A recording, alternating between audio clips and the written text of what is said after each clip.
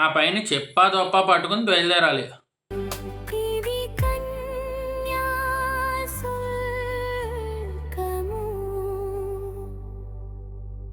అందరికీ నమస్కారం. వ్యాసం ఇతిహాసం ఛానల్కు స్వాగతం. ఇప్పటిదాకా కన్యాశుల్కం ప్రథమాంకం అయితే మనం డిస్కస్ చేసుకోవడం జరిగింది.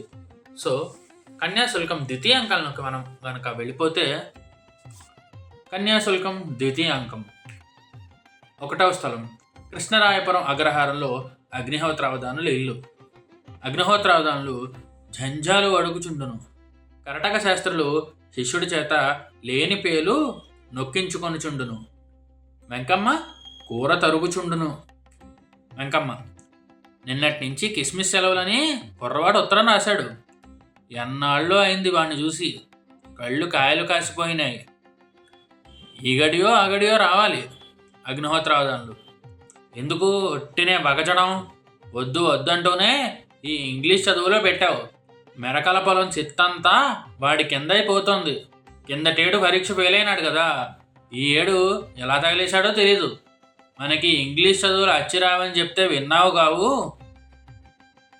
మా పెదనాన్న దిబ్బావధానులు కొడుకొని ఇంగ్లీష్ చదువుకి పార్వతీపురం పంపించేసరికి పోస్టం వచ్చి 3 రోజుల్లో కొట్టేసింది. బుచ్చబ్బి కొడుక్కి ఇంగ్లీష్ చెప్పిద్దాం అనుకుంటుండగానే చచ్చినంత కాయలా చేసింది. వెంకమ్మ మీరెప్పుడు ఇలాంటి వాగాయితం మాటలే అంటూ ఉంటారు. డబ్బు ఖర్చు అయిపోతుందని మీకు బెంగ. మొన్న కళ్ళెదుట మన వాకిట్లో జుట్టు విరబోసుకొని గట్టికాయలాడిన నేమాని వారి కుర్రాడికి మనసభి అయింది కాదు అగ్నిహోత్రావధానులు.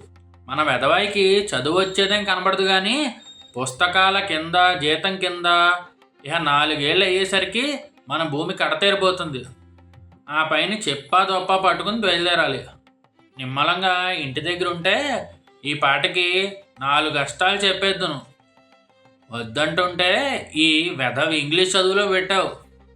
వెంకమ్మ మన వాడికో మునసబి అయినా పోలీసు పని అయినా అయితే రుణాలు ఇచ్చి ఈ అగ్రహారం భూములన్నీ కొనేస్తాడు. ఏడాదికో 100 రూపాయలు ఖర్చు పెట్టడానికి ఇంత ముందు వెనక ఆలోచిస్తున్నారు. మీలాగే వాడు జంజాలు ఉడుక్కుంటూ బతకాలనుందా ఏమిటి? మీకంతా భారం తోస్తే నాకు పసుపు కుంకానికి ఇచ్చిన భూవమ్మే కుర్రాడికి చదువు చెప్పిస్తాను. చూసారు కదా, ఇలా మొగుడు పిల్లలు ఇద్దరు తగులాడుకుంటుంటే పక్కనే ఉన్న బావమరిది, అదేనండి కరటక శాస్త్రులు, ఎలా ఆ తగుని తీరుస్తాడో లేదా ఇంకా పెంచుతాడో నెక్స్ట్ ఎపిసోడ్లో చూద్దాం.